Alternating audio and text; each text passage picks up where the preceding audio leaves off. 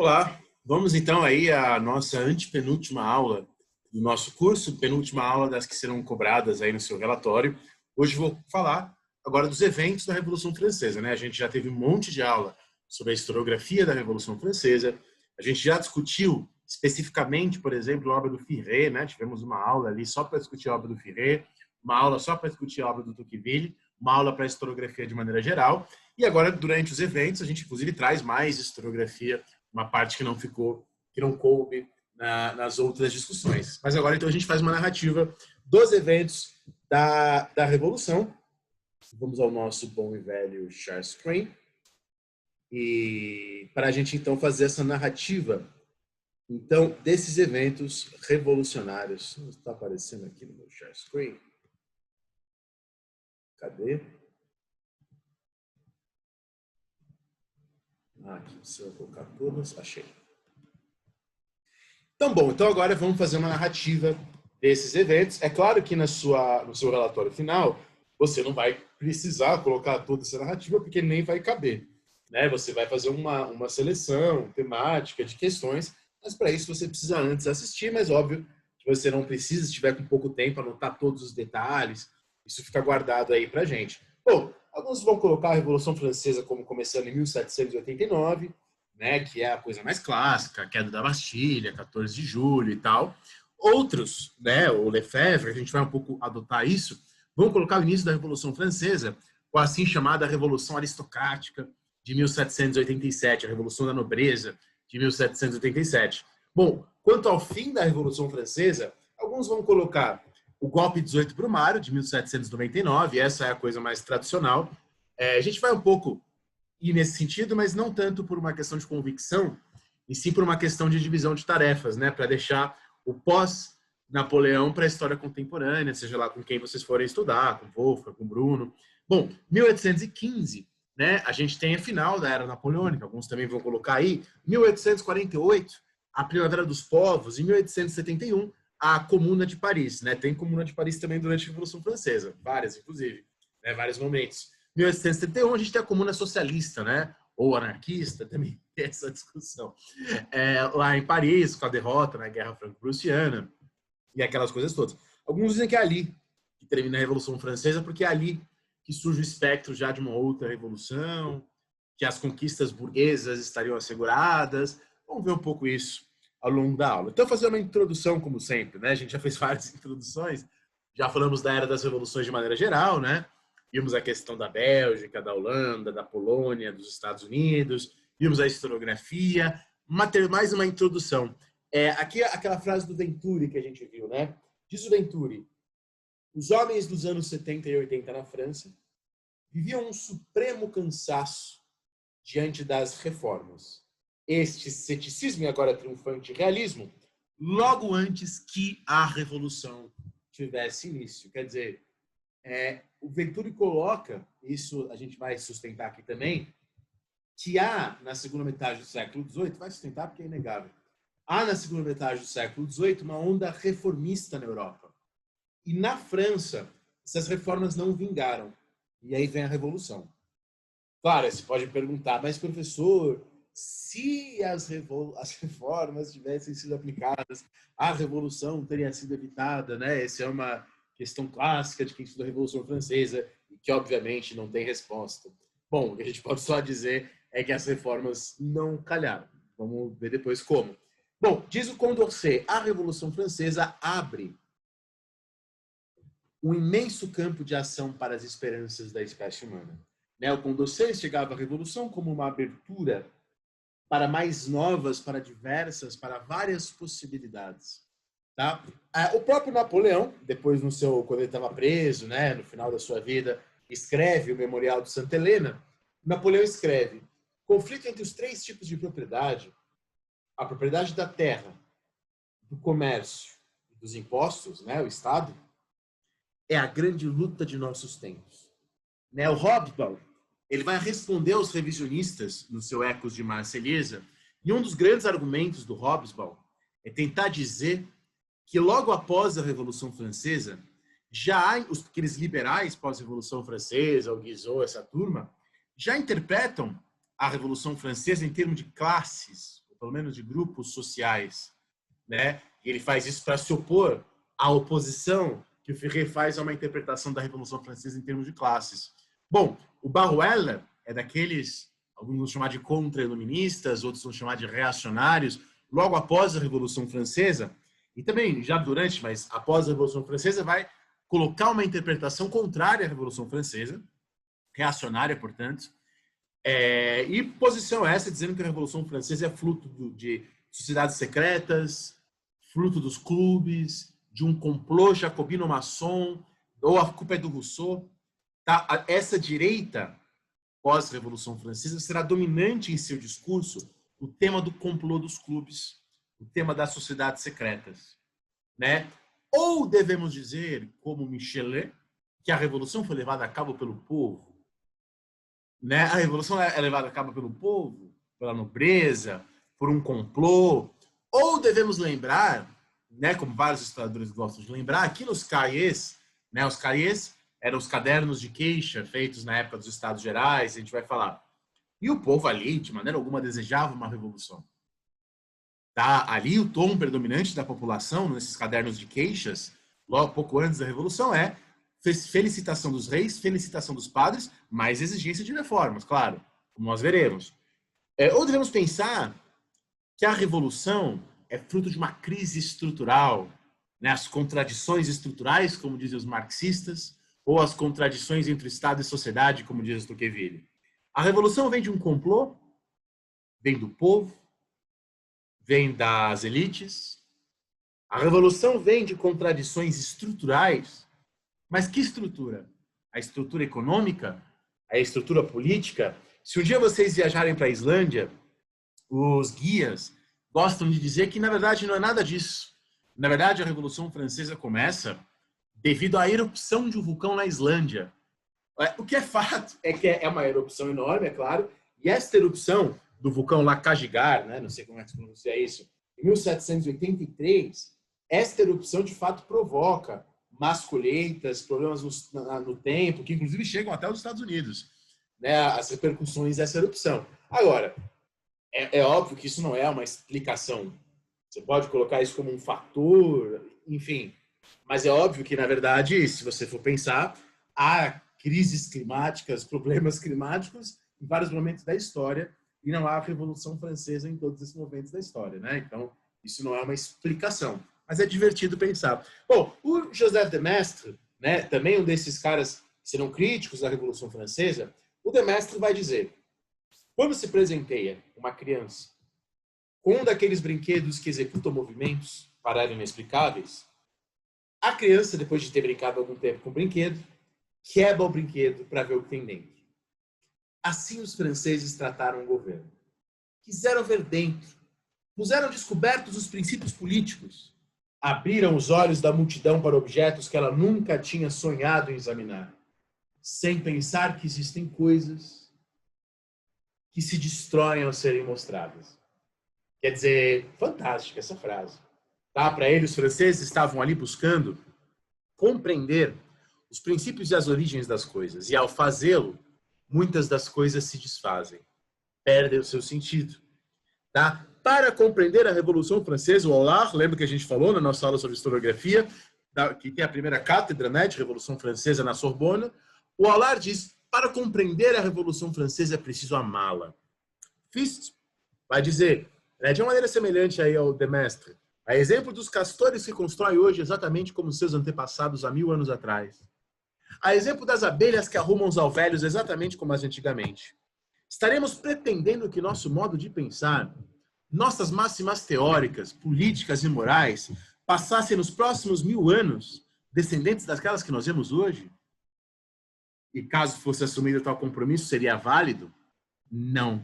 Como homem que és, não poderia prometer isso. Estarias abdicando o direito de ser homem. Tá? Um pouco nesse mesmo espírito, mas numa perspectiva diferente do de Maistre, mas eles estão fazendo coisas, dizendo coisas muito parecidas, né? Aqui é uma gravura inglesa, anti-francesa, de 1792. Tá? Fantástica, né? Chama-se O Contraste. E aí, à sua esquerda, a liberdade britânica, e aí embaixo, religião, moralidade, lealdade, obediência, justiça, prosperidade industrial. E à sua direita, que na verdade é a esquerda, né, do panfleto, se não por acaso, a liberdade francesa. Ateísmo, penura, rebelião, traição, anarquia, igualdade, crueldade, injustiça, ingratidão, fome, enfim, miséria, né? Essa noção de que a Revolução Francesa e a Revolução Gloriosa de 1688 são coisas absolutamente distintas, é uma noção, como veremos na parte 3 aí das nossas aulas sobre a Revolução Francesa, quando a gente vai se concentrar no debate Burke-Paine, é uma noção burkeana, claro. Né? Depois que vocês estudarem o Burke, vocês vão entender isso um pouco como um pouco da expressão daquilo que o Burke faz ao tentar diferenciar as duas revoluções, 1688 e 1789. Uma que recupera direitos antigos, uma que não seria inimiga da religião, e outra que não, que cria coisas novas, que é inimiga da religião. É claro que isso é uma construção ideológica, tá? Não necessariamente o que aconteceu. Mas um fato que eu gosto de lembrar é o seguinte: a Revolução Francesa, então, né, vai acontecer e ela vai ter repercussões em toda a Europa, na verdade, em todo o mundo. Tá? Em todos os continentes, a repercussão da Revolução Francesa é sentida. Tá? Na Inglaterra é muito forte. Uma coisa muito legal de se pensar é o seguinte: o Marx escreve o Capital na Inglaterra e ele fica relativamente tranquilo na Inglaterra, dedicando o seu Capital. O Paine escreve Os Direitos do Homem, 1792, e o Paine não pode pisar na Inglaterra sob pena de morte. Aí você fala assim, professor, então quer dizer que o Paine é mais radical que o Marx? É óbvio que não, em nenhum sentido que a gente possa atribuir a esta palavra radicalismo, o Paine ganha do Marx. O Paine em nenhum momento contesta a propriedade privada e o livre comércio. Tá? O Marx, sim, obviamente, né? Como vocês sabem. O tratamento diferenciado entre os dois mostra que Paine, vive numa época revolucionária e outro, Marx, não. Marx sentiu, né, o finalzinho da época revolucionária, ali 1848, mas pós 1848 é um refluxo aí das revoluções. Então, essa comparação é muito fértil para a gente entender a diferença entre os dois momentos. Então, esse é o livro do Hobsbawm, e como eu falei para vocês, é uma resposta, né, aos revisionistas. Tá?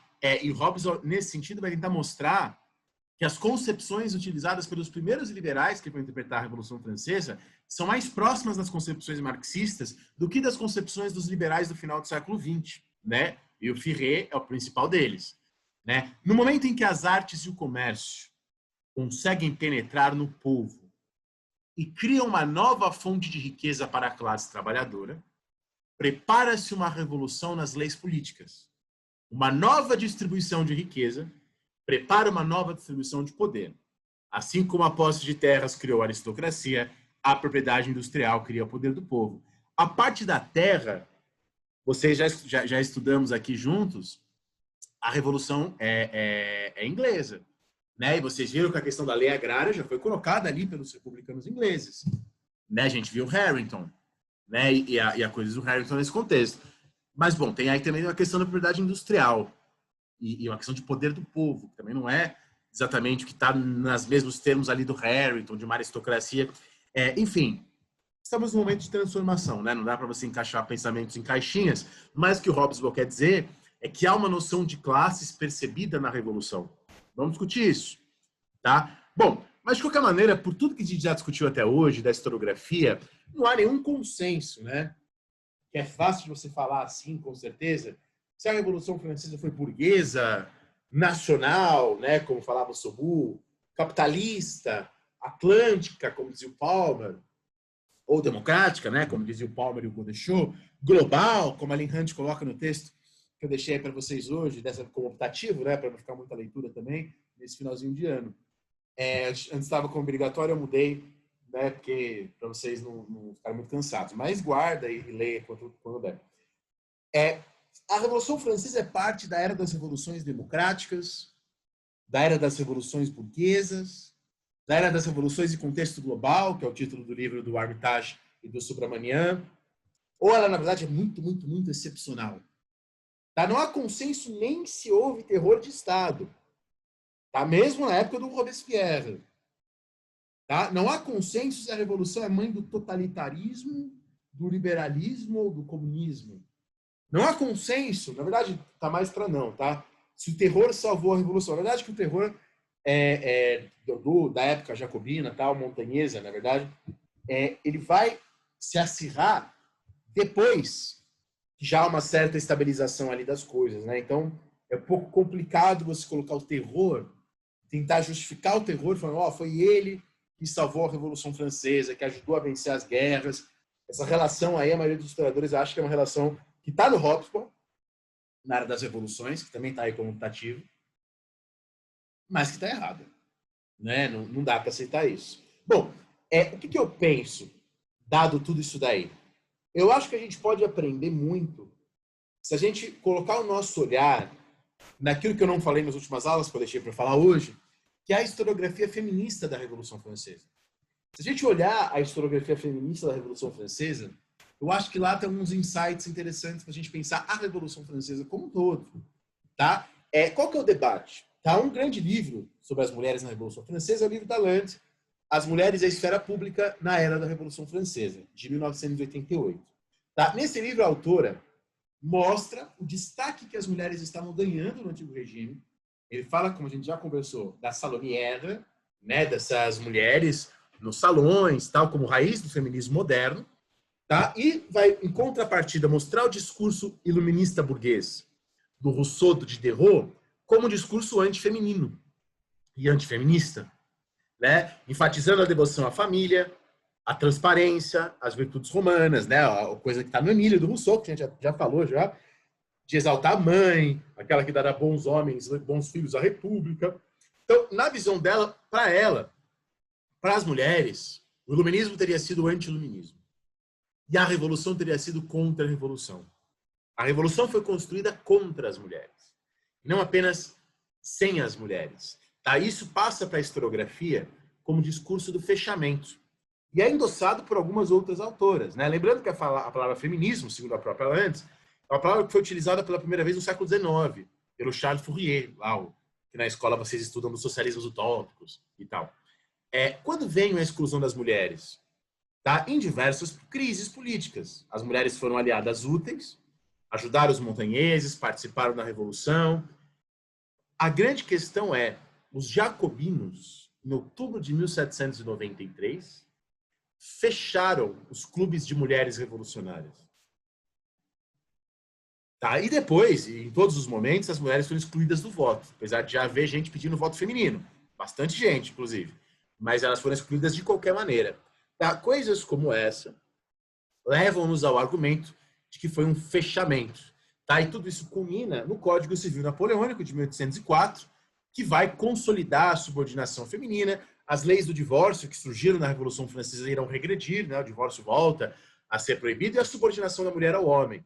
Tá? Aqui a Dorine Doutrin é uma historiadora na linha firretiana, revisionista do Firret, né? E ela vai falar, ó, a Revolução apaga a distinção entre Estado e sociedade e assim abre caminho para o fascismo. Tá? Outras historiadoras, Madeleine Guthrie, Margaret George, Catherine Morin-Fouquet, vão endossar a Revolução Francesa como uma derrota histórica para as mulheres. Bom, isso tem muito a ver com a ênfase da esquerda jacobina na maternidade cívica, né? A coisa do Rousseau, a educação para o casamento, a educação para a maternidade, a educação para a casa. Né? Aqui o livro 5 do Emílio diz Rousseau, a primeira educação dos homens depende dos cuidados da mãe. Das mulheres dependem a sua moral, as suas paixões, os seus gostos, os seus prazeres e a sua felicidade. Assim, toda educação das mulheres tem que ser relativa aos homens. Bom, não façais nada do que ele, o marido, não possa ser testemunha, diz o Diderot no artigo Cidadão, não no Ártico, tá? Isso aí foi o corretor aqui. No artigo Cidadão da Enciclopédia. Tá? Ele vai lá dizer também que o cidadão é substantivo masculino e que a mulher só o recebia como membro da família do cidadão proprietário. Tá? No século XVIII, inclusive, as amas de leite eram uma instituição social regulamentada pelo Estado. Tá? E o Rousseau foi um grande defensor do aleitamento materno. E esse tema do aleitamento é um grande tema da Revolução Francesa. tá? O argumento da maternidade, tá? Será algo muito, muito forte. Tá? O jacobino Saint-Just dizia que as mães que não amamentassem seus filhos deixavam de ser mães aos olhos da pátria, né? Então, a maternidade cívica, que é muito importante. Deixa eu só tomar uma aguinha. Voltando agora com o café.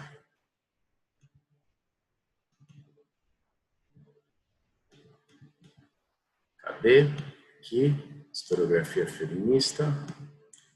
A gente estava falando, né, que para o Saint-Just, as mães, que é um jacobino famoso, as mães que não aumentassem os filhos deixavam de ser mães aos olhos da pátria, e a coisa da defesa da maternidade cívica, que para muitos deles vai implicar exclusão da mulher do estado do espaço público, tá? Claro, você tem as mulheres que lutam na Revolução Francesa, como a Olympe de Gouges, como a Pauline Léon, todas elas não enxergavam contradições em você ser uma mãe republicana e você participar da política. Para elas, essas duas coisas não estavam em contradição. Tá? O Condorcet, deputado girondino, né, e um grande defensor do voto feminino no parlamento, ele vai dizer, ó, não se deve acreditar que as mulheres fossem membros das Assembleias Nacionais, abandonariam suas crianças, seu lar, sua agulha. Tá? Elas estariam mais preparadas para educar seus filhos e formar homens. O Condorcet está dizendo, não, a mãe que participa da política é uma mãe melhor, fará uma educação melhor das suas crianças. Tá? Isso a gente às vezes não repara, né? Mas esse debate do armamentamento é um grande debate da Revolução Francesa. Bom, grosso modo, esse é um setor da historiografia feminista, tá? A do discurso do fechamento. Agora, há todo outro conjunto de historiadoras que vão trazer uma outra visão das mulheres na Revolução Francesa, que eu, obviamente, estou mais de acordo, tá? E as minhas amigas que estudam também estão de acordo. A Dominique Gobineau é outro, em 1988, escreve um clássico, também aí mais ou menos da mesma época, né, do livro da Land, chamado A Citoyenne Tricoteuse, né, as cidadãs tricoteiras, né, sobre justamente a participação das mulheres na Revolução. Tá? Aline Hunt tem esse artigo, que eu estou me baseando aqui bastante nessa minha fala, Histoire des Femmes, né, a história das mulheres. Tá? E de 2003, esse artigo, e ela fala dos fechamentos e das aberturas. Né? E a tese dela é que a gente tem que enxergar a Revolução Francesa, apesar desses fechamentos pontuais e momentâneos, como aberturas, né? Como fendas que se abrem e que não se fecham mais, apesar das medidas contrárias. Tá? A linha argumentativa da Lenz desemboca numa desqualificação dos jacobinos, dos direitos humanos da Revolução Francesa, de acordo com a Aline Hunt. Tá? Durante essa revolução, a questão da Aline Hunt é a seguinte, para ser mais claro, a gente não pode, a gente está tentando avaliar o papel das mulheres na Revolução Francesa, não é? A gente não pode fazer uma avaliação a partir dos resultados da lei. Entendeu? Elas não foram permitidas de votar, logo a revolução é antifeminina ou antifeminista. É isso que a Aline Hunt está dizendo. Isso é uma avaliação correta. Não é que esses fatos estão equivocados. É que quando você fala isso, parece, por exemplo, que as mulheres não tiveram participação na revolução. Elas tiveram uma participação ativa. E esta participação, esse é o ponto, abre caminho, abre a fenda para as participações que aconteceram no século XIX e até a conquista do voto feminino em várias partes do mundo. Tá? O ponto da Hunt e da Gobineau é mostrar a mulher como protagonista e que elas ocupam espaços que não haviam antes. Tá? A Elizabeth, não vou falar para você pronunciar esse sobrenome, é isso, Lezeski, mas ela leu, eu tenho o texto dela em inglês. Ela disse, pela primeira vez, mulheres defenderam causas de mulheres e homens colocaram a emancipação feminina na ordem do dia. A revolução instalou no terreno da prática política, nas ruas, nos clubes, nas assembleias, um debate que até então não saíra dos salões. Então a gente tem que se livrar, diz a Lezeski, a gente tem que se livrar dos fantasmas da esquerda, que a mulher não ganhou nada na revolução, só vai ganhar quando acontecer a revolução comunista. E os fantasmas da direita, que também seria melhor se não tivesse revolução, no antigo regime era melhor. Livrarmos dessas duas coisas. O ponto das autoras é esse, não devemos ler uma revolução só a partir dos seus resultados legais imediatos.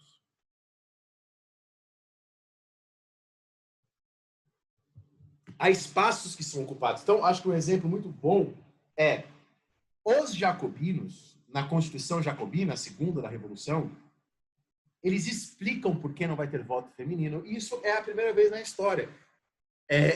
Veja, tem uma coisa colocada aí. É a primeira vez que eles têm que justificar o porquê de não haver voto feminino. Não foi justificado na Revolução Norte-Americana, embora lá também houvesse demandas para o voto feminino, como a gente conversou. Mas eles têm que fazer uma justificativa do porquê. Tá? E essa necessidade de uma justificativa mostra uma transformação em curso. Tá? A Owen Houghton, também dessa linha da abertura, diz: a razão para os jacobinos fecharem o Clube das Mulheres não foi o antifeminismo. Né? Não foi, odeio mulheres, então vou fechar por isso. Mas porque eles enxergavam nessas mulheres uma ameaça à ordem pública. Isso é muito significativo. Quer dizer, esse fechamento é um reconhecimento de uma abertura que está acontecendo. Tá? A própria autora, seguindo a Margaret George, vai ligar a ação dessas mulheres do mercado, das mulheres tricoteiras depois, com os enragés e os outros militantes de Paris. Isso é bem claro, tá? Isso vai, na narrativa, eu vou mostrar isso. Tá? O próprio Michelet, tá, vai dar um destaque para as mulheres católicas contra-revolucionárias. A gente tem mais simpatia pelas revolucionárias, mas isso não deve nos fazer esquecer do protagonismo das contra-revolucionárias também. O Michelet vai ajudar a criar o fantasma, né? A mulher e a igreja como responsável pelo fracasso da República. Aqui alguns livros, né? Aqui o livro da Apple White, tá? Mulheres e Políticas na Era das Revoluções Democráticas, tá? Ou aqui da Fouquet, La Femme au temps de la Révolution, né? E aqui a Citoyenne da Annette Rosat. Né? Aqui alguns livros, se vocês quiserem atrás, e para as meninas aí que estão fazendo TCC ou iniciação científica comigo sobre Revolução Francesa e mulheres, são leituras obrigatórias. Em português a gente tem esse livro, tá? Até onde eu sei, é o único livro em português sobre mulheres e Revolução Francesa. Excelente livro. Muito, muito bom. Virtuosas e Perigosas, Mulheres na Revolução Francesa, da Tânia Machado Morim. Tá? Pensar a mulher como protagonista é enxergar as complexidades, em vez de ficar nesse contra ou a favor.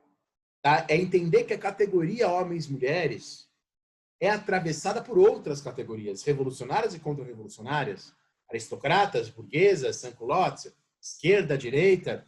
Tá? É entender que a Mary Wollstonecraft, que o pessoal tem retomado, a Boitempo traduziu, mas ela via as mulheres de esquerda como mulheres de sarjeta. Tá? Uma fala da Mary Wollstonecraft. Tá? Então, entre a Mary Wollstonecraft e as mulheres lideranças sans-culottes, né? Você tem várias mulheres sans-culottes, a gente vai falar sobre elas, existe uma diferença. Elas vão se opor. Tá? A Olympe de Gouges, né, que escreve a Declaração dos Direitos das Mulheres, é uma monarquista, que vai ser morta por isso, por defender o Luís XVI. Tá? A Madame Roland vai dizer que as mulheres de outubro, que é o grande momento para muitas das mulheres da Revolução Francesa, são imbecis e grosseiras. Tá? A Madame de Staël, que é a filha do Necker, ela tinha uma influência forte sobre os acontecimentos. Tá? E ela reúne um quartel-general daqueles que iriam enfrentar Napoleão. Tá? Mas ela, em momento algum, ela reclamou o direito das mulheres para além de um direito de influência que ela já exercia. Então, ela é uma mulher muito influente na Revolução. Ela é filha do Necker, né? Veremos quem é o Necker. Então, é preciso atentar a essas complexidades, a essas outras categorias, esquerda, direita, aristocrata, burguesa, que estão em conjunto com essas categorias homem e mulher. Tá? Em 1793, diante do Clube das Mulheres Republicanas Revolucionárias, o Comitê de Salvação Pública Jacobino irá, então, recusar a proposta do voto feminino, fechar o Clube das Mulheres Revolucionárias. E aí a questão alinhante é o fato deles ter que explicar por quê, tá? Eles vão fechar, né? O fato de surgirem na Revolução Francesa 60 associações diferentes ao longo da França de mulheres defensoras da Revolução. Tá? E ao longo da Revolução há aquela que é a principal demanda das mulheres, que para a gente hoje às vezes parece uma coisa meio de lado, porque já é uma conquista, né? Já é uma conquista da nossa época, pelo menos assim eu espero. Portanto, para a gente perdeu a radicalidade esse tema, mas na Revolução Francesa é um tema da maior radicalidade, que é o tema do divórcio. Tá? Em segundo lugar, o fim do privilégio masculino nas heranças. Isso daí é uma coisa fundamental. tá? Então, mais importante que o voto feminino era o divórcio e a questão da herança. E essas duas coisas são provadas logo no começo da Revolução Francesa. Veremos, tá? O Bonal, um daqueles reacionários, tá? O Abad Barruel, Bonal e o José de Maistre, em 1816, ele vai escrever sobre as razões pelas quais a legislação da Revolução Francesa sobre o divórcio deveria ser revogada. Tá? E ele vai falar, ó, da mesma maneira que a democracia permite que o povo, ou seja, os fracos, se rebelem contra o poder, o divórcio, que é uma verdadeira democracia doméstica, permite à esposa, a parte mais fraca, se rebelar contra a autoridade do marido a fim de manter o Estado fora do alcance do povo. Tá? É necessário manter a família fora do alcance das esposas e das crianças. É ultra reacionário e fantástico do ponto de vista do que revela nessas palavras do Bonnard. Então, por que eu coloquei a historiografia da Revolução Francesa aqui na discussão de hoje e não na nossa discussão da historiografia da Revolução Francesa?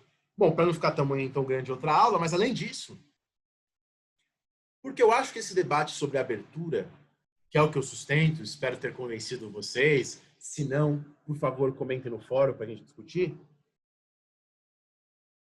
Eu acho que isso pode ser estendido também para a gente pensar as classes populares, para a gente pensar a população negra, e aí eu estou pensando na Revolução Francesa em escala global. A gente já teve uma aula sobre o Haiti.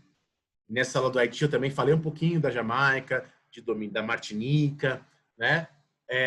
Pensando em escala global, acho que essa interpretação da abertura pode ser pensada numa escala, no nível mais amplo. Tá? Isso é uma coisa que eu coloco aqui para vocês.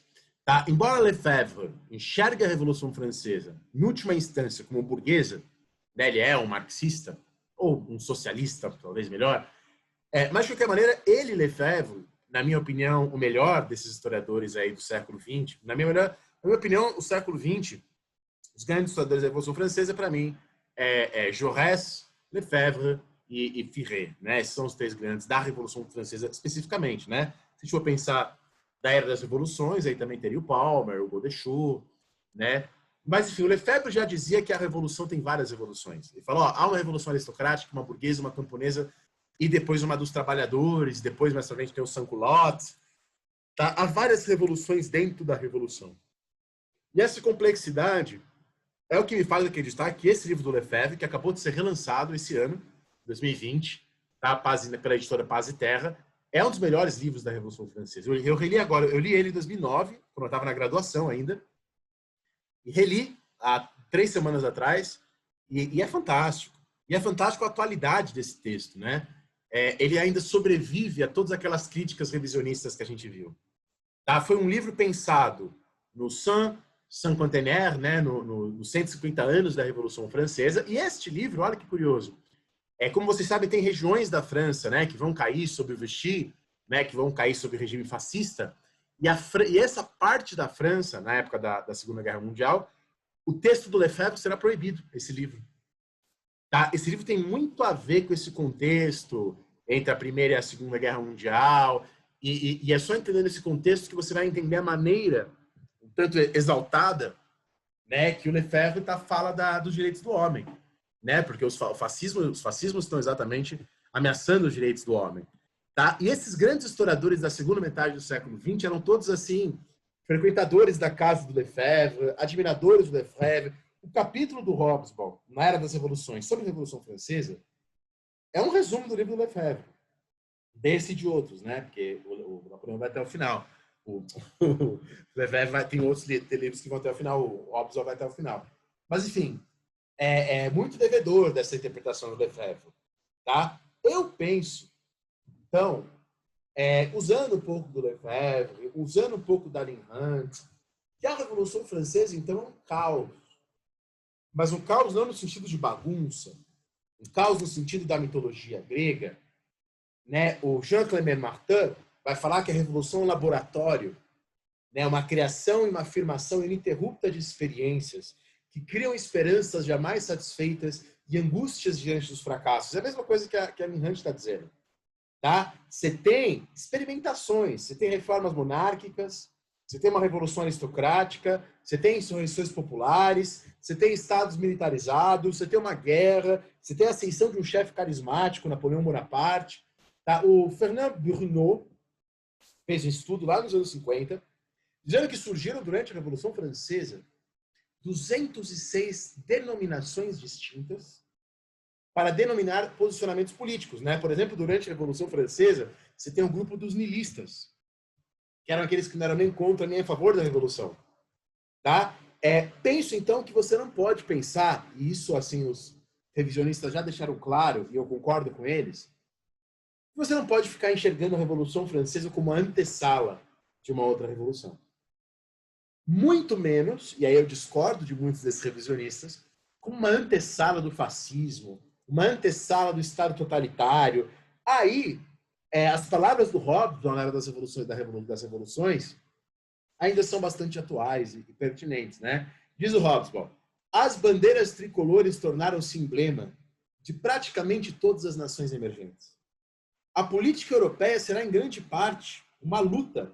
Até a Primeira Guerra Mundial e a Revolução Russa, a política europeia será, em grande parte, uma luta contra ou a favor dos princípios da Revolução Francesa ou do jacobinismo. Que não existiu na Revolução Francesa, jacobinismo. Jacobinismo é uma construção pós-jacobina.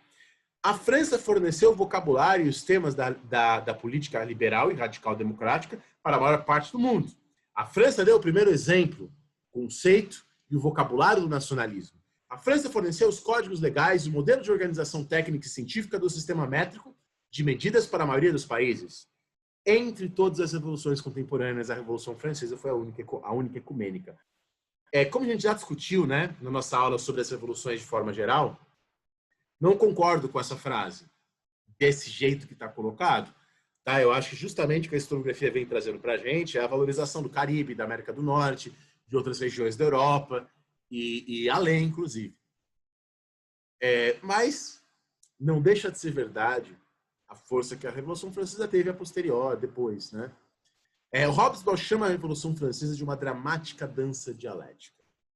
Acho extremamente feliz essa expressão e vocês vão concordar ao final da minha exposição. O Saint-Just diz: brevemente as nações esclarecidas colocarão em julgamento aqueles que têm até aqui governado os seus destinos.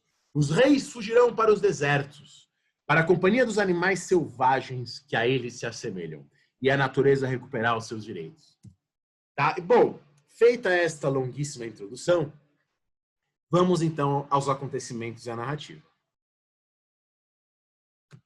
Parte 1 da minha narrativa, o reinado de Luís XVI. O Coban, o vovô do revisionismo, né, que a gente falou, o Coban chamava o governo de Luís XVI de a Era da Reforma. E é verdade. Tá? É verdade porque nós temos um contexto reformista mais amplo, conforme já falamos, né? Aquilo que era chamado antigamente o despotismo esclarecido. Tá? Então, não esqueçamos de coisas que falamos em aulas anteriores. Tá? Do contexto das reformas em escala maior, tá? Em especial as reformas do despotismo esclarecido austríaco, tá? Do rei da Áustria, cunhado de Luís XVI. Tá? Não esquecemos das revoluções, desde a Córcega, a primeira, né? Até o Haiti e a independência das 13 colônias. Tá? Não esqueçamos, agora voltando ao primeiro texto do curso, né, o texto do Koselleck, de uma revolução, de uma dinastia, que é a dinastia Bourbon, que se localiza entre duas guerras, né? Entre as guerras de religião, de 1598, e a Revolução Francesa, de 1789. Tá? Aquelas guerras lá dos huguenotes. Não esqueçamos disso. Tá? Não esqueçamos também, como eu já comentei, também nas primeiras aulas do ano, que a segunda metade do século XVIII é uma época de crescimento econômico. E muito dessa fala, desse posicionamento sobre a história econômica, vem do trabalho monumental, né, do Labrousse, tá? A crise da economia francesa ao fim do Antigo Regime e ao começo da Revolução. Então, o século XVIII, vai colocar o Labrousse, é uma fase A, é uma fase de crescimento econômico. Na França, especificamente, a produção manufatureira francesa aumenta em 60%. O comércio quadruplica. Surgem as primeiras fábricas do setor têxtil. São lançadas as bases da indústria do ferro e do carvão, muito pouco ainda. Tá? Não há uma revolução industrial na França. Mas, quer dizer, há um crescimento e, como já vimos também, o comércio colonial é fundamental nesse começo, nesse contexto. Né? O Voltaire, ao mesmo tempo que ele denuncia a escravidão lá no Cândido, que vocês leram no Cândido, ele fazia investimentos no comércio colonial escravista. Tá? Na década anterior à Revolução Francesa, né, 1770, 1780, a gente tem, como eu já até citei no caso do vulcão, né, a gente tem problemas meteorológicos, as guerras, as epidemias, há uma pequena fase B dentro de uma fase A. Tá? Há um pequeno momento ali de recesso, há um pequeno momento ali de crise dentro de uma grande época de expansão. Daí havia antigamente um debate. Tá? Se a Revolução Francesa é filha da miséria dos camponeses, da miséria da classe trabalhadora, como colocava Michelet, ou se a Revolução Francesa é filha da prosperidade, da crescente prosperidade comercial, das classes médias, burguesas, como colocava o Jaurès. Tá? É curioso que, assim, pegando alguns livros agora mais recentes, a historiografia não nega que há uma depressão entre 1778 e 1787. Tá? Não nega que há um aumento do custo de vida nesse período, mas é preciso notar, e esse vai ser o tom agora, a diversidade, que é a região que estava a mando da monarquia francesa. Tá? Nem todas as regiões da França são afetadas por essa crise. Tá? Em algumas regiões é maior, outras não. É inegável que há, de fato, um aumento das expectativas, das esperanças. Tá? É inegável, de fato, que mais de 6 milhões de franceses vivem em cidades com mais de 2 mil habitantes. Tá? É inegável que há um crescimento populacional e que, às vésperas da Revolução Francesa, a França devia ter algo como 28 milhões de habitantes, que deveria representar algo como 1/5 da Europa. É muito importante vocês não esquecerem desse dado, porque é só com isso em mente que vocês vão entender as guerras, o impacto da Revolução e a força do exército jacobino. É só lembrando que a cada 5 europeus, um devia ser francês. Né? O François Ferré, então, no texto que vocês leram para outra aula, né, do Pensando a Revolução Francesa, deixou claro, a monarquia Bourbon não é uma monarquia absoluta no sentido moderno do termo, que é quando eu falo um poder absoluto, isso nos remete a um poder totalitário, e não é isso. É absoluto no sentido da época, né? Como o Jean Baudin fala, né, em pouvoir absolu. Tá? Então, a monarquia francesa continua submetida às leis fundamentais do reino, das regras de sucessão, de religião, as propriedades dos súditos estão fora de sua alçada. Tá? A monarquia francesa não destrói a sociedade tradicional. Então, como nós já vimos, e vimos melhor em Moderna 1, aos poderes locais, aos países de Estado, aos países de eleição, as isenções fiscais, os privilégios, né, ou as liberdades, as vendas de cargos hereditários. Na época de Napoleão, pouco mais de 10% da população do território, do hexágono, falava o francês de Paris. Então, a França é um mosaico de costumes e línguas. Então, a monarquia dita absoluta, diz o Ferré, é um compromisso instável entre a construção de um Estado moderno e a manutenção dos princípios de organização social herdados dos tempos feudais. Tá? Acho que o exemplo forte, claro, desse pluralismo fiscal e legal que existe na França é você pensar, por exemplo, a questão da Bretanha, que vai aparecer muito na aula de hoje. Tá? Passar da Bretanha a Maine significava abandonar um parlamento, um sistema de impostos relativamente suave, para entrar numa região dependente do intendente, né? O intendente é o representante do governo central de Versalhes na região e com o sal mais caro da França. Então, quer dizer, falar de França significa falar de pessoas falando bretão, vasco, alsaciano. Então, significa falar de flamencos, bretões, vascos, occitanos. Tá? Cada um com identidades e laços históricos distintos. Tá? E, como disse Tocqueville, não, por acaso deixei uma aula só para Tocqueville. E, como disse Tocqueville, um dos trabalhos da Revolução vai ser uma criação de uma certa uniformidade, que vai se acentuar após a Revolução. Tá? Então, o Estado só existe a partir, esse Estado, ou essa monarquia composta, né, como já vimos que diz o Eliot, existe a partir da mediação com essas elites. Às vésperas da Revolução Francesa, disse o Modesto, meu orientador do livrinho As Revoluções Burguesas, o Estado ainda conservava uma enorme mistura e justa posição de jurisdições, de divisões e de instituições distintas, províncias, eleições, parlamentos, generalidades. Não havia o Estado moderno, ou da época moderna, não realizara uma racionalização das instituições. Tá? As tarifas alfandegárias, o sistema de impostos, o Código Civil e a administração local não possuíam a mínima uniformidade. Tá? Aí voltamos ao grande. Uma regra rígida, uma prática frouxa. Tal é o caráter do antigo regime. Maravilhoso, querido. Tá? Ele quer dizer isso, embora haja um discurso de poder absoluto do rei, não é bem essa a realidade. Tá? E os parlamentos dão o tom do século XVIII e dos conflitos com a coroa no século XVIII. Tá? Encorajando a ideia de que existem centros de lealdade diferentes da coroa. E aí a discussão habermasiana que nós fizemos, já fizemos, sobre opinião pública.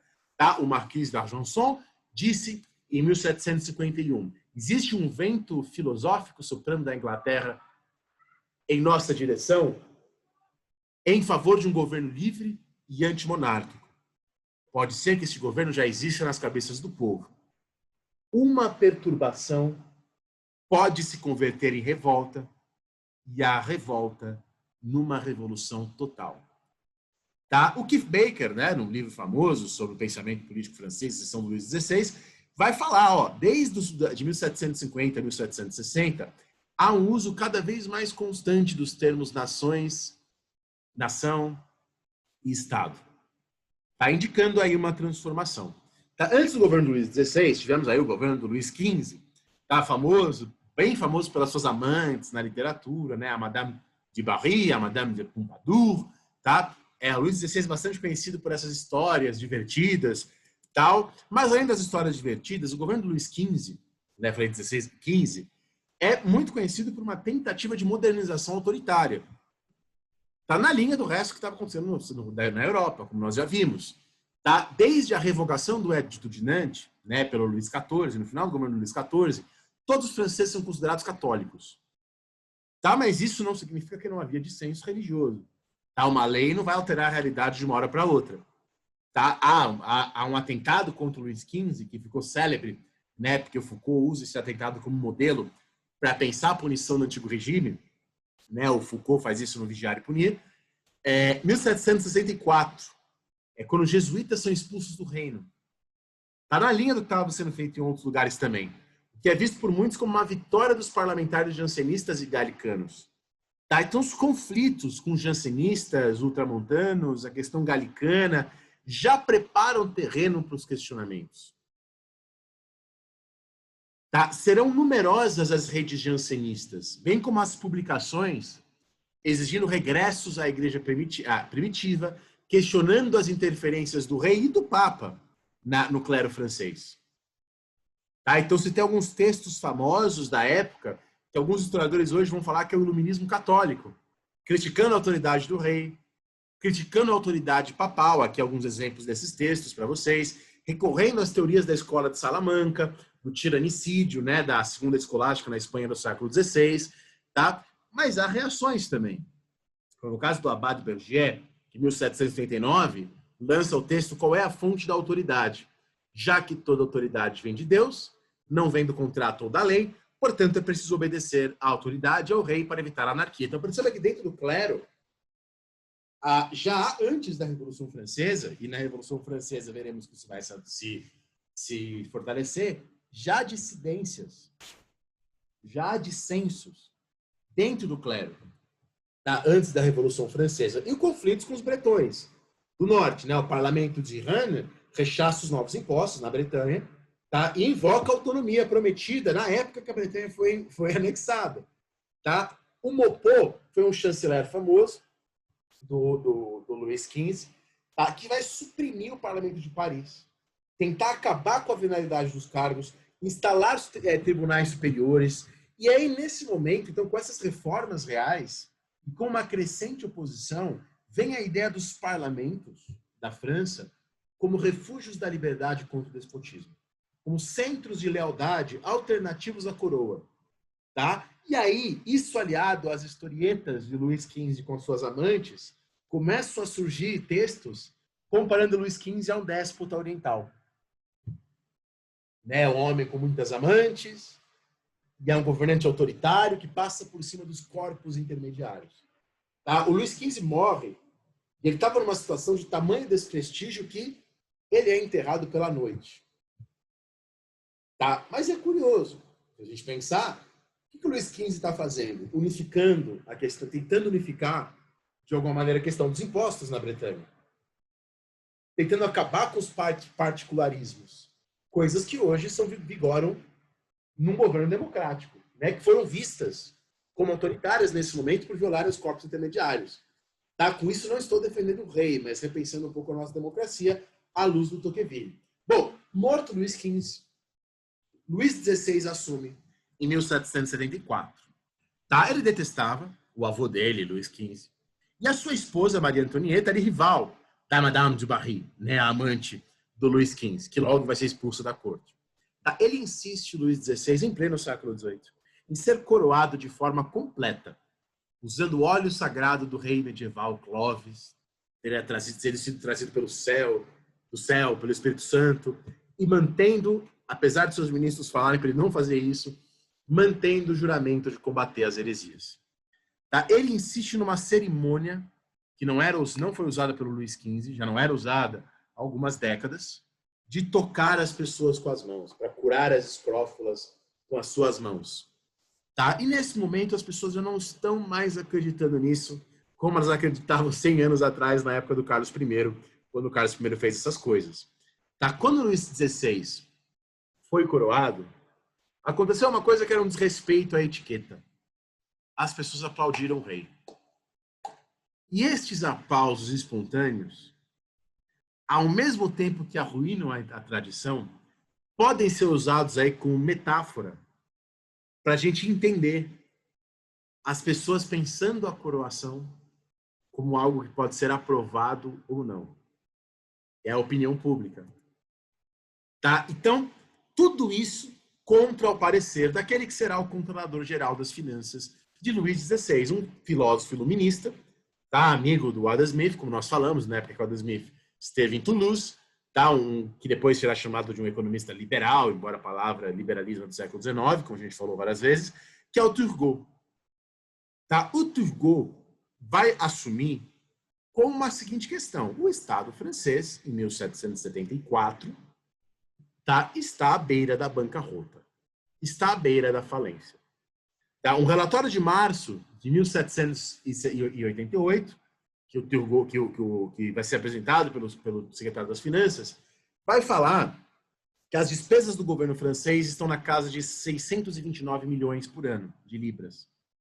E a arrecadação em 503 milhões. Então, há um déficit de 129 milhões. Daí você fala, professor, esse déficit é devido aos gastos na corte, com os privilégios. Isso vai ser falado na Revolução Francesa, mas isso não é verdade. As despesas da corte existiam, mas elas representavam 6% do orçamento. As despesas militares, 26%. E a dívida, 50%. 318 milhões. Então, quer dizer, o grande gasto, a grande questão da monarquia francesa é a dívida. E esse é o grande problema, sanar essa dívida. E essa dívida veio da Guerra dos 7 Anos, já conversamos, dos gastos militares e depois terá a Guerra de Independência dos Estados Unidos, que vai agravar, que não é a causa, mas agrava essa crise. Tá? Lembremos do texto do Perry Anderson do ano passado, das linhagens do Estado absolutista, quando o Perry Anderson vai colocar esses estados, né, da época moderna como máquinas fundamentais de guerra. E o crédito público entra muito nisso.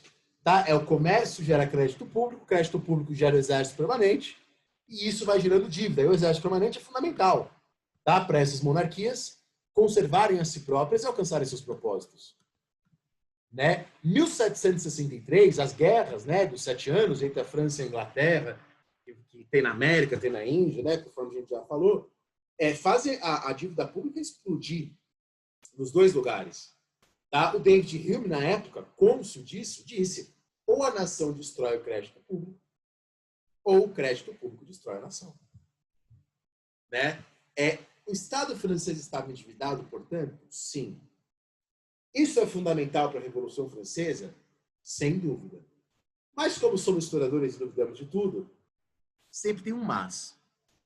E o mas é, proporcionalmente, a dívida da Inglaterra era maior. Tá? Proporcionalmente, os impostos pagos pelos ingleses eram maiores. Então, a dívida, embora ela seja um ingrediente fundamental, ela não vai explicar a Revolução Francesa. Tá? Não são suficientes. Tá?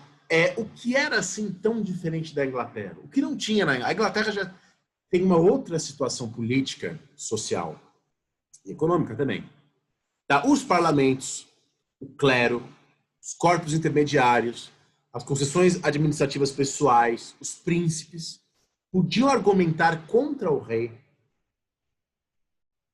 que qualquer mudança nos impostos deve ser aprovada por uma assembleia. Seja uma assembleia dos notáveis, seja uma assembleia dos Estados Gerais. E eles podem fazer esse argumento soar como iluminista, e é o que eles vão fazer. Tá? Então, há um tipo de estrutura social, política, religiosa, do costume, não dá para separar essas coisas na França.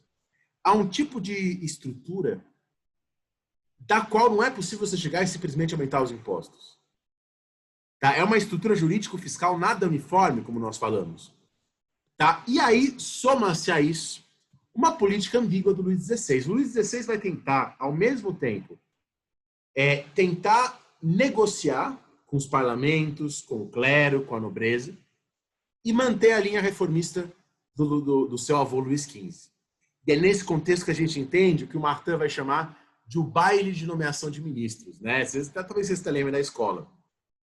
A monarquia, e essa para mim é uma das chaves para entender a Revolução Francesa, hesita em tornar-se uma monarquia constitucional e debater sua crise, ou tornar um Estado absolutista autocrático que vai impor mais impostos e que se dane, ou tornar-se uma monarquia mista, que vai dar um poder de mediação para a nobreza. Tá? O Luís XVI não opta por nenhum desses três caminhos. Ele fica num meio desses três caminhos estranho, que é uma coisa muito fundamental para a Revolução. Tá? Então, ele vai padecer de uma sucessão quase ininterrupta de derrotas. Tá? O controlador-geral das finanças, então, do Luís XVI, assim que o Luís XVI assume, é o Turgot, um iluminista, um reformista, tá? Do grupo dos fisiocratas, né? Do laissez-faire, laissez-passer, né? Do deixa fazer, deixa passar. Tá? Então, 1764, liberdade econômica para os cereais. 1776, suprime a corveia real. Tá? Você tinha vários regulamentos na França, por exemplo, assim, eu produzo um cereal, eu tenho que vender para o mercado interno primeiro, e só depois eu posso vender para o mercado externo. Então, você tinha uma série de regulações de preços, de onde vender, ele suprime. Tá? Tenta criar um imposto único para todos os franceses, menos para o clero. Tenta, e faz isso mesmo, diminui os gastos da corte. Medidas que ofendem, não apenas financeiramente, não é só uma questão financeira, é uma questão também simbólica. Tá? Você fazer alguém pagar o imposto, você suprimir alguma coisa de alguém, tá? Que tinha exceções, e essas exceções estavam ligadas ao seu status. Tá? Ao mesmo tempo, com a liberdade econômica, há um aumento do preço dos cereais. A gente sabe muito bem disso aqui. A gente vê o preço aumentando das coisas no Brasil e essas coisas sendo exportadas, né? Mas é por isso exatamente que está aumentando o preço de algumas coisas. Isso, então, é um efeito. Tá? Há motins, as chamadas guerras das farinhas e tal, e há novos projetos do Turgot. Fim do monopólio com as colônias, municipalização da França, oposição à entrada na Guerra de Independência das 13 colônias, oposição ao Conde de Guines, né, que era um parente da Maria Antonieta, tá, que estava especulando na Bolsa de Londres, e a rainha fica bravíssima com o Turgot e pede que ele seja encarcerado. Tá? Maio de 1776, pressionado, Luís XVI demite Turgot e nomeia um banqueiro suíço, que era o Jacques Necker. Tá? Havia um tratado já tentado pelo Turgot que vai ser efetivado depois. que é o Tratado de Edenrainal. Tá? Um tratado assinado entre Grã-Bretanha e França, em 1736, que vai durar até a Revolução Francesa, um tratado que vai estabelecer um sistema de redução progressiva de tarifas alfandegárias dos dois países. Tá? Alguns vão colocar esse tratado, embora eu acho que é um certo exagero, né? Mas como ajuda a entrar produtos ingleses na França e prejudicar comerciantes franceses. Mas a coisa o tratado durou tão pouco tempo, né, que é um pouco complicado. Mas enfim. Então, o Luís XVI vai demitir o Turgot, vai estar também a mando da política externa do Luís XVI o Conde de Vergennes, que vai, inclusive, articular a entrada da França na guerra de independência das três colônias, para ajudar as três colônias contra a Inglaterra. É um pouco de vingança após a Guerra dos 7 Anos, mas também para conseguir coisas como nós já vimos.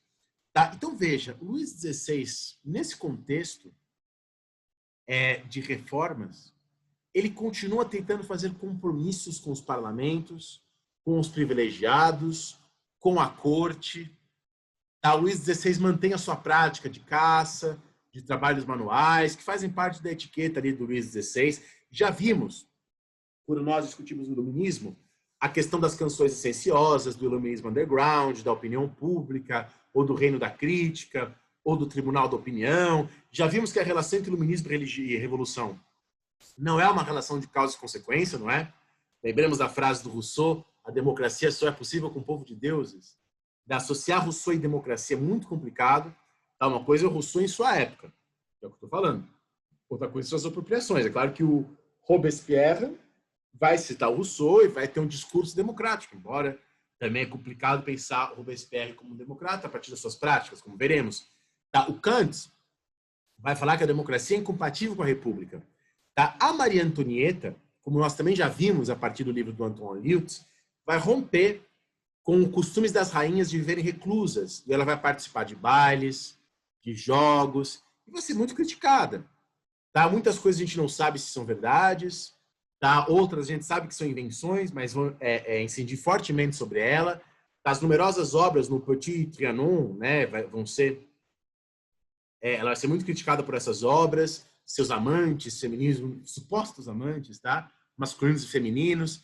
Tá? O Stefan Zweig, o escritor, né, o que inventou lá a expressão Brasil, país do futuro, que se matou aqui em Petrópolis, ele perguntava se a Maria Antonieta é o anjo da ruína da monarquia francesa ou uma insubmissa. Não é nenhuma coisa nem outra, né? É uma situação muito particular que ela vive. Tá? Ela é uma princesa educada na Áustria, né? Um ventre vendido para as alianças diplomáticas, tá? Educada para ocupar um tipo de cargo, mas a corte francesa era uma corte muito mais liberal, e é liberal no sentido que o termo era usado na época, né? De licencioso, livre, enfim. Não preparada para isso. Esse banqueiro, então, será nomeado, o Jacques Necker, em 1776. E estará como diretor das finanças, tá, até 1771. Ele não vai assumir o cargo de controlador-geral do Turgot, porque ele não era católico. Quando ele não era católico, esse posto do controlador-geral das finanças era um posto que era privilégio de quem era católico. Bom, mas ele assume, de qualquer maneira, o posto de diretor-final das finanças. E nesse posto, o Necker vai, de novo, assim como o Turgot, buscar reformar a administração para melhorar a arrecadação, estimular a economia regional, reduzir os gastos na corte e burocratizar, né, racionalizar a administração das finanças. E aí, de novo, os nobres na corte, nas províncias, vão dizer que isso é despotismo.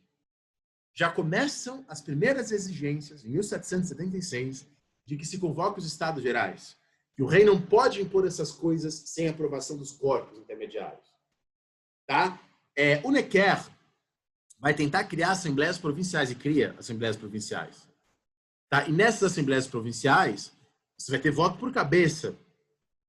Tá? O informe ao rei do Necker, de 1781, ele vai dizer que a França tem que seguir o exemplo inglês na sua estrutura administrativa financeira. Bom, é por isso que ele vai ser, com essas oposições, demitido, tá? E substituído pelo Henri de Montmorency, cuja atuação desastrosa e novos empréstimos vão levar o Luís XVI a uma quarta nomeação, que é o Calonne. Então a gente já teve o Turgot, já teve o Necker, já teve o Henri d'Omersonne, e aí em 1784 a gente tem a nomeação do Calonne. Tá? O Calonne vai... o Martin, isso é completamente anacrônico, mas o Jean Clément Martin, no livro dele sobre a Revolução Francesa, fala que o Calonne é uma espécie de keynesiano avant la lettre, né? Um keynesiano antes do keynesianismo, né? Porque o Calonne aumenta a dívida para fazer novas obras, novas rotas, recria a Companhia das Índias, firma um tratado de liberdade comercial com a Inglaterra, como nós já falamos, e é acusado de fraude e enriquecimento ilícito na criação dessas companhias. Tá? Dois outros economistas e pensadores, né, o Clavière, que era um banqueiro suíço, e o Brissot, que depois será o líder dos girondinos, estarão envolvidos nas denúncias contra o Calonne. Tá? Em 1785, Luís XVI manda encarcerar o cardeal Rohan, tá? Que era um cardeal que estava denunciando, né, uma série de panfletos que diziam que ele era amante da rainha, mas era, na verdade, uma série de mal-entendidos, que era uma prostituta que se fazia passar pela rainha.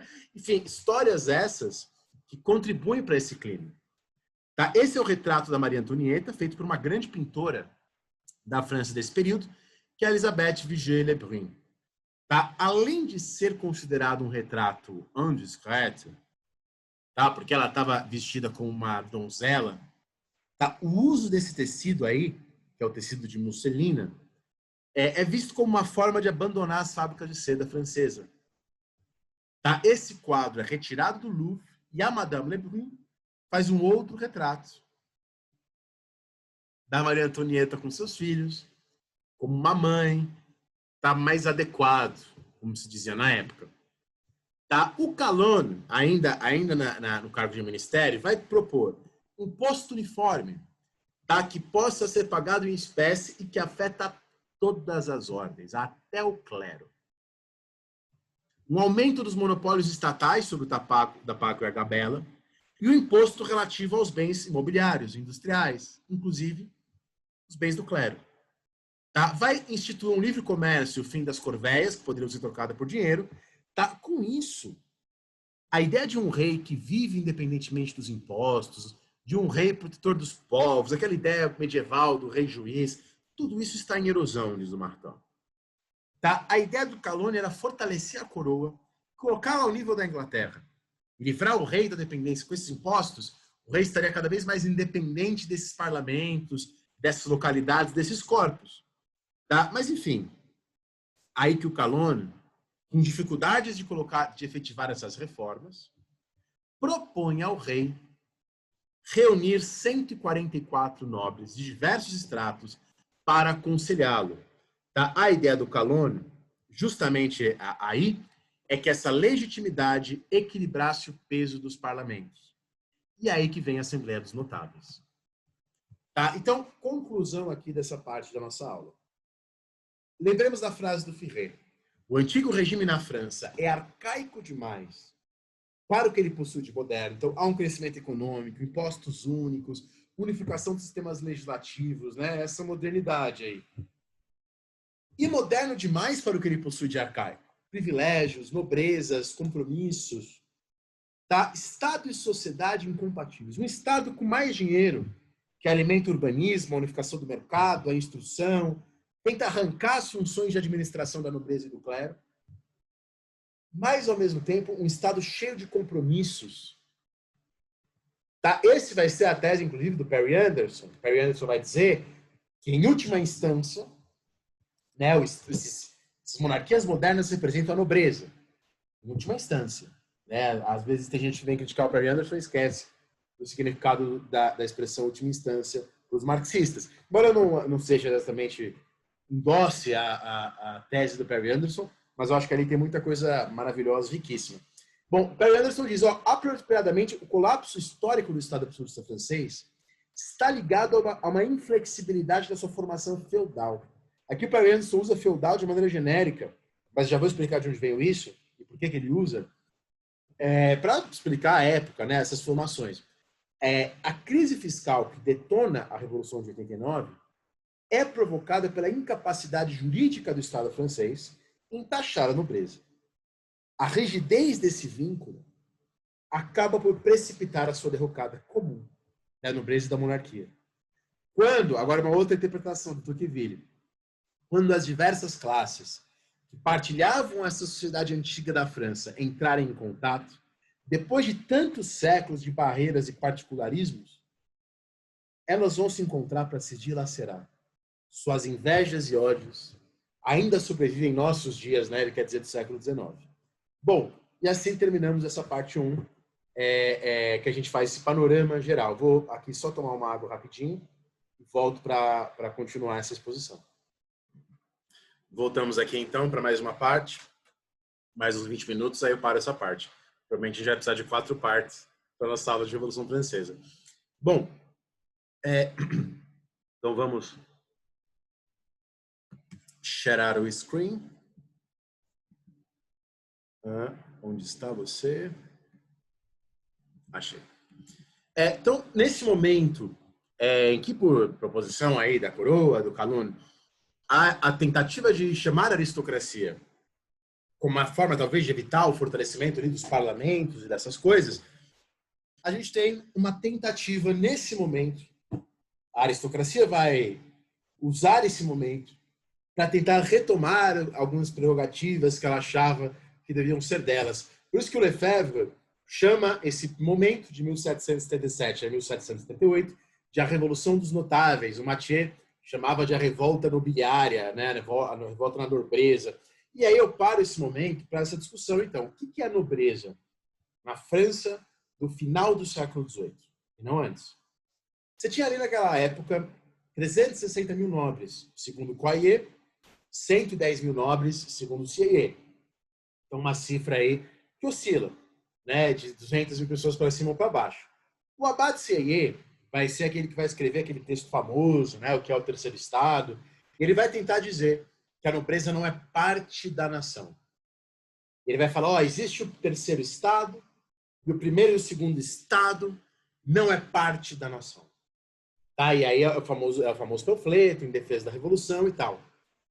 É muito importante você entender, agora você como estudante de história, que isso não é tudo. Já que a nobreza, na prática, não formava um corpo unificado. Tá? Entre 1781 e 1786, há uma série de éditos, a ambiguidade do Luís XVI, os éditos de Ségur, a partir do qual as altas patentes passam a ser reservadas para a nobreza de sangue, quer dizer, a nobreza de toga, a baixa nobreza, é excluída, né, das altas patentes do exército. Para você entrar, você tem que ser nobre de 4 gerações. Tá? Alguns historiadores chamavam isso no passado de uma reação aristocrática. Tá? Cada vez mais uma alta nobreza em reação, que seria a aristocracia em reação. Tá? Lembramos que, então, nesse momento, antes de começar a Revolução Francesa, o Napoleão, que era um jovem, que estava nesse momento na escola militar de Brienne, não tinha a menor esperança de fazer carreira, já que ele não veio da nobreza, de sangue. Né? Não é só ser nobre, é ser nobre de sangue. O Napoleão não tinha esperanças de ir além, né, na sua carreira, de acordo com essas leis aí do antigo regime. 2 pontos importantes. Primeiro, existe uma sensação, dependente dessa sensação estar correta ou não, de que a ascensão social para a alta burguesia, para a pequena nobreza, está cerrada, devido a leis como os éditos de Ségur. Segundo, mais importante, existe uma nobreza desigual, plural, fragmentada e cada vez menos homogênea. Tá? Uma nobreza que tem privilégios, ela pagava impostos, tá? A nobreza paga alguns impostos, captação e vigésimo, por exemplo. Tá? A burguesia tinha, por exemplo, o privilégio de não pagar a talha, que a nobreza tinha também, mas tinham vários privilégios. Tá? O Ferré, ele tenta organizar a nobreza francesa a partir das suas preferências, das suas posições políticas. E ele abriga em 3 grupos. Ele fala uma nobreza apolonesa, né, que é uma nobreza hostil ao Estado e nostálgica de uma predominância local. Uma nobreza aprussiana, que quer invadir o Estado e monopolizar o Estado e, ao mesmo tempo, monopolizar os cargos e manter os privilégios. E uma nobreza à inglesa, né? A favorável a um acordo mais amplo, a monarquia constitucional, uma nobreza parlamentar, enfim. Nenhuma das três é integrada ao Estado. Nenhuma das três preferências fica expressa claramente nas políticas do Luís XVI, que ora parece ceder à nobreza polonesa, ora parece ceder à nobreza prussiana, ora parece ceder à nobreza inglesa. Você tem uma altíssima nobreza, os Orleans, os Condé, os Conti, tá? Muitas dessas famílias vão se aliar a burgueses enriquecidos, tá? De forma que muitas não dependiam mais dos privilégios feudais entre aspas, tá? Já vou esclarecer para ninguém ficar com a boca torta, mas essa coisa do feudais era o termo que era usado na época para se referir aos privilégios, tá? Esse termo começa assim, eu vi esses dias um historiador medievalista, né, falando que o feudalismo nasce, a noção de feudalismo, de feudalidade, nasce como um contraconceito, né? É isso, é uma noção para falar aquilo que eles querem derrubar, como o antigo regime também. Então, assim, quando a gente fala feudalismo, feudal, quando os historiadores da Revolução Francesa usam esse termo é no sentido da época, tá? E não no sentido de um feudalismo histórico, que aí tem uma discussão amplíssima entre os medievalistas, mas não é disso que a gente está falando. A gente está falando dos termos que eram usados na época, tá? Não eram os poucos, e claro que isso tem a ver com a formação da ideia de Idade Média, com a Idade das Trevas, aquele papo todo. E não eram os poucos envolvidos no comércio colonial de Nantes e Bordeaux. Tá? O Conde de Artois participa da manufatura de Javel, o Buffon cria uma forja em Montbard, o Duque de Orleans construiu uma casa de aluguel, tá? O Talleyrand jogava na bolsa. Então, há uma nobreza cada vez mais próxima a práticas capitalistas, que chamaremos de burguesas.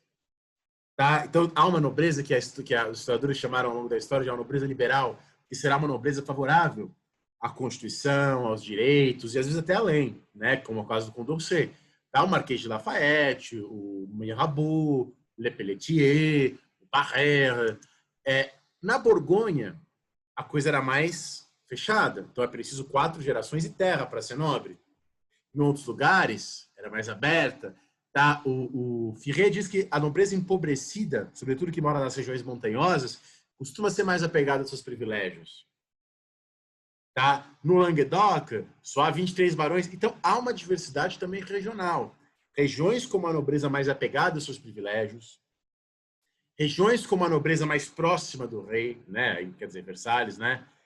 Então, há uma diversidade regional. Então, podemos falar de uma nobreza de corte, uma nobreza de província, uma nobreza de espada e uma nobreza de toga, uma nobreza aristocrática e uma nobreza empobrecida.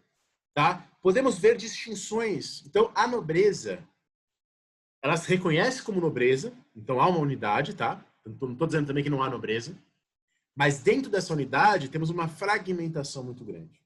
Se você quiser ser marxista, uma classe dominante dividida. Tá? Muitos tinham forças nos estados provinciais, né? Nas assembleias provinciais. Os Artois, em Flandres, em Cambrésis, em Artois, em Flandres, em Cambrésis, em numerosas pequenas localidades. Tá? Então, você tem em regiões, que são os países de Estado, tá? Assembleias, estados, controlados por essa nobreza, às vezes mais fortes, às vezes mais fracos, tá? E uma amálgama entre a nobreza, a aristocracia e os notáveis, que eram os burgueses enriquecidos. E tudo isso vai continuar até no século XIX, a ostentação de títulos, de herdeiros. Então, essa imagem que vocês certamente viram, né? Muitos de vocês viram na escola, ela não corresponde à realidade. Isso era apresentado assim, às vezes coloca essa imagem e fala, a França é assim, né? É isso que toda a pessoa que estuda educação fala para a gente não fazer, né? Na escola, colocar imagens, seja fotografias, seja pinturas, seja caricaturas, desenhos, como expressões da realidade.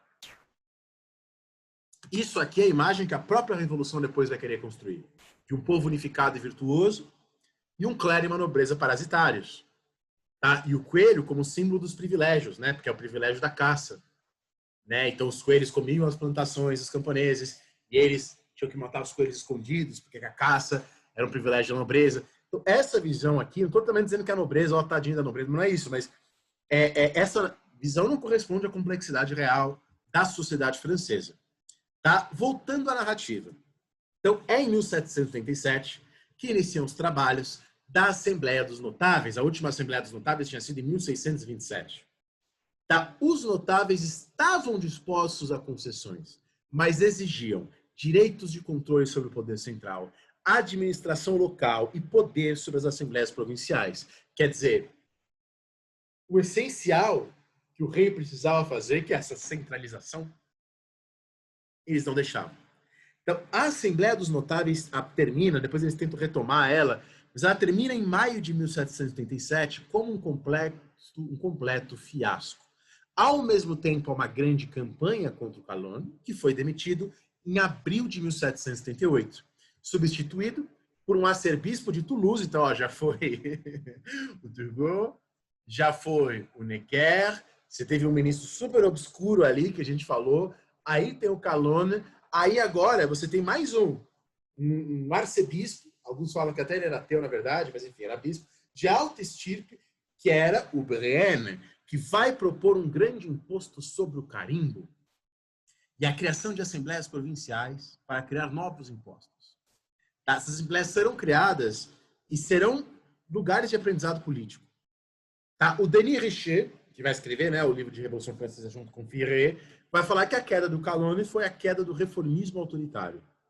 Tá? Ao mesmo tempo, o ministro da Justiça, Lamoignon, vai propor unificar os procedimentos judiciais com a supressão das jurisdições intermediárias, suavizar as penas e abolir a tortura, que ele vai chamar, agora vocês já estão entendendo essa coisa do feudal, de barbárie feudal. Tá? Mesmo o Brienne prometendo não mexer nos direitos feudais, ou seja, nos privilégios, né? O direito feudal é o termo da época, continuava enfrentando a resistência de uma assembleia hostil.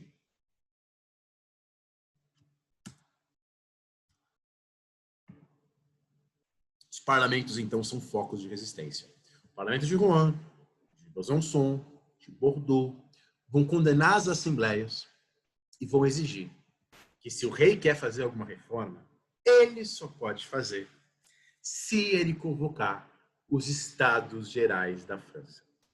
A estratégia dos notáveis, da nobreza, desses grupos do clero, é chamar os Estados Gerais como uma forma de aprovar reformas, porque todo mundo entendia que alguma reforma era necessária, mas que essas reformas não minassem os poderes locais, mas pelo contrário, os reforçassem. Tá? Membros do clero vão afirmar o princípio dentro dessas assembleias: nenhuma imposição sem um acordo dos três estados. Então, como diz o Lefebvre, a aristocracia vai invocar os direitos do homem, quer dizer, o pensamento iluminista que eles estão falando, Montesquieu, para proteger os seus membros e obrigar o rei a partilhar o poder com ela. Aí, vocês já entenderam por que a relação entre iluminismo e revolução não é uma relação mecânica. Aqueles estão se apropriando do iluminismo para defender os privilégios.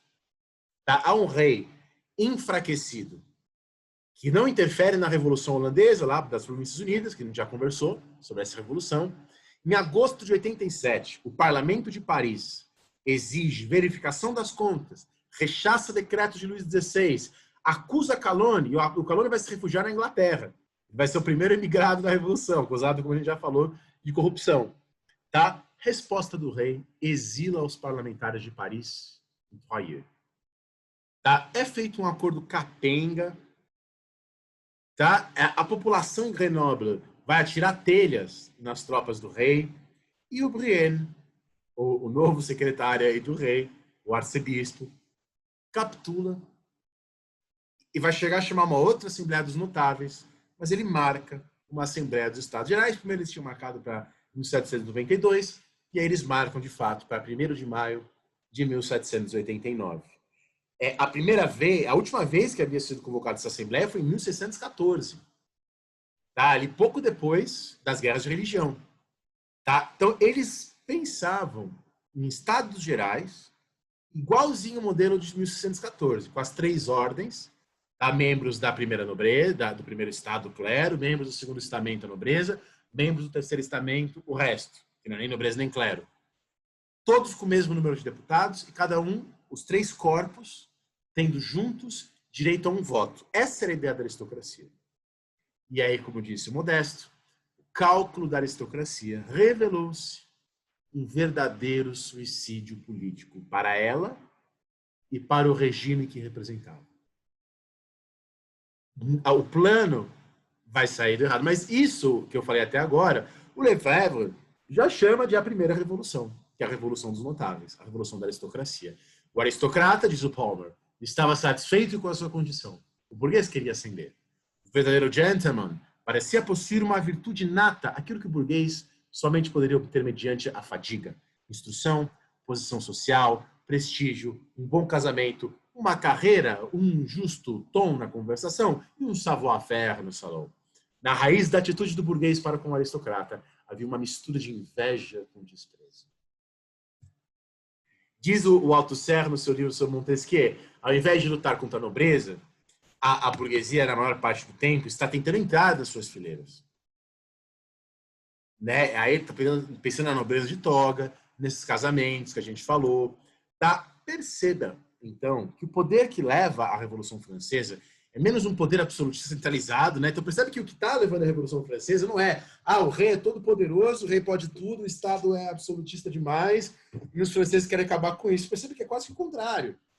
É um Estado que está dando passos aí, de fato, numa centralização, numa racionalização, e, na verdade, é um poder estilhaçado, ou melhor, vários poderes estilhaçados. Uma estrutura social política na França que tornou Luís XVI incapaz de resolver as contradições da França a partir do que ele dispunha. Acho que essa é a questão, né? O que o Luís XVI dispunha de poderes era incapaz, ou que o Estado dispunha de poderes, se você quiser falar assim, de resolver as contradições da França. Se recusasse, não. Se recuasse, a bancarrota. Se avançasse, a oposição. Ele avançou, veio a oposição. Só que com os Estados Gerais, esta aristocracia, esta nobreza da França vai abrir espaço para outras coisas. A coisa vai sair do controle.